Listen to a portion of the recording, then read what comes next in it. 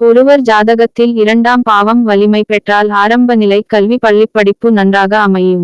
4ஆம் பாவம் வலிமை பெற்றால் பட்டப்படிப்பு கண்டிப்பாக நல்லபடி பூர்த்தி செய்து பட்டம் வாங்கிடுவார்.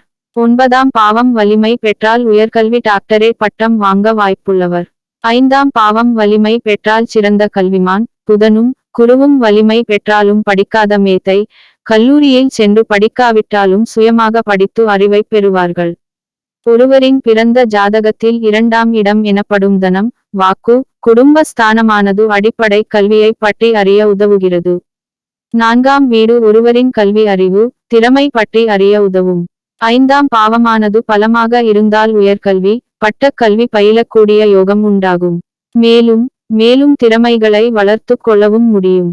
5ஆம் அதிபதி ஆட்சி உச்சம் பெற்றாலும், 5 இல் ஓர் உச்ச கிரகம் அமைய பெற்றாலும், கல்விகாரகன் புதன் ஆட்சி உச்சம் பெற்று 5ஆம் அதிபதியும் பலமாக இருந்தாலும் கல்வியில் சாதனை செய்யக்கூடிய யோகம் உண்டாகும்.